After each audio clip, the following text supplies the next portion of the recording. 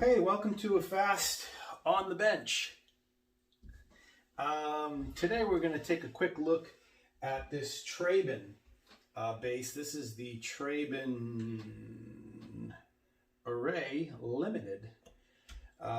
This is my friend Patrick's bass, and he dropped it off to have a look at it. Interesting instrument. Have not seen one of these before. But it looks like it's fairly well made. Not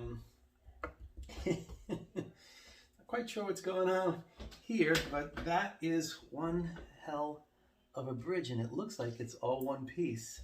So it's got this sort of Klingon tribal thing happening here, and it is an active bass, or at least it has an active EQ. And I'm assuming that these are passive pickups, and that battery is just powering a preamp section in here for a 3-band EQ. And then you have volume and tone. This would be probably, we'll find out eventually, but I'm going to guess that this is pickup selector. This would be this side, and this would be this side, and then the middle would be both. And we'll verify that. The problem is that it's got, the strings are like so high off the fretboard. And the funny thing about it is that if you do this, and this is how I typically test, I put a capo on the first fret, and then we come in here and we hold down the 17th fret, then I take a feeler gauge. This is 12 thousandths of an inch.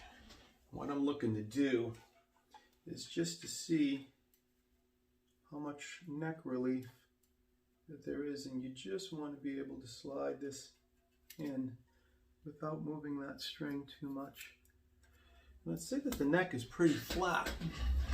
If I'm looking down, it is not bowed, but the action is really high, so that means one of two things. Either this is set really, really high, and it's making the strings up high, or this neck pocket right here is too low, and we need to take this neck off and shim it to bring it forward.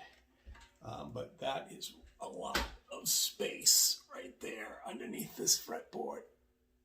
It's just too high. So what we're going to do is we'll take the neck off and have a looky, okay? Fun thing about this bass, as funky as this thing is, and it is all one piece, so this is all going to come off as one bridge plate. I don't doubt that it doesn't sound good, because I like a lot of metal on the bridge on a bass, and I think that helps for me personally. But you'll notice is that this is a string through, so you can run your strings through the back of the bass, and they would come up through these holes here and then string over. But also, this would also allow you to top load it, hook it in there, and then string it that way. So you see how there's a little notch there. Very, very interesting that you could load this bass from the, I guess they call that a string through, and then this here would be a top loading bridge, and this is both. Fascinating. Okay, so we're inside, and all suspicions are true, because everything is really nicely labeled in here. This is actually pretty work. You got your treble, your mid, and your bass all labeled. Bass, mid, and treble. This is definitely the preamp for the thing, and it is stuck on here with the little piece of Velcro, so I'm probably going to leave that there. And then, of course, the volume, which we knew, and the tone, which we knew. And looks like it's sprayed nicely with conductor, and this looks pretty good. So I'm pretty happy with this. The only reason why I opened it is because the jack here is a little janky, and I'm going to just take a look at some of these solders in here to make sure that this is going to be all right, and then we'll seal that back up. Should be good. But yeah, this is a very, very tidy, and it's not much to look at, if I'm honest. It really isn't. But it is a really, really nicely made bass. I don't know what these pickups are, but I think that they're stock pickups for whoever the manufacturer was, because if they were anything significant, they would be labeled. And I'm not going to take them out because we're just not doing that today. We're going to leave everything just the way it is. We're just going to get this thing playing nicely. That's what we're going to do.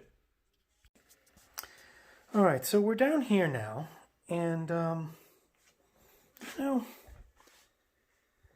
I wasn't sure about this bass at first because it's got, like, you know, this. But it's got a nice EQ. The fretboard is nice. They did a nice fret polish on it. You know, I used the kit.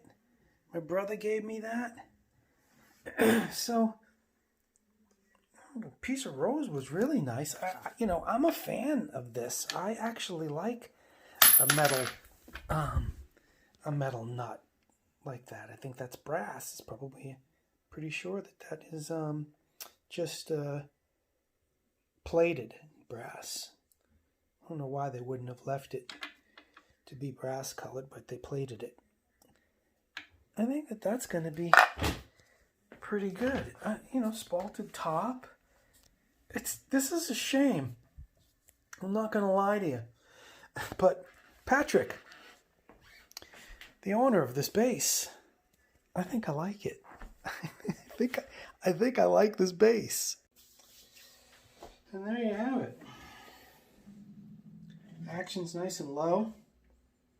This thing's kind of almost down to the bottom deck here, but I did not want to put two shims in there. And but I will tell you, it sounds pretty good.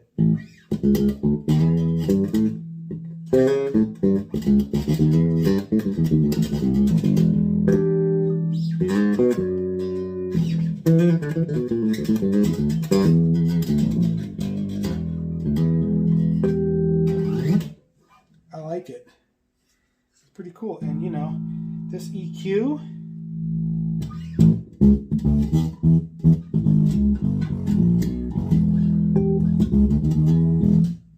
or you just kind of do it, and then a little bit of the high end, just to bring some of that clarity in.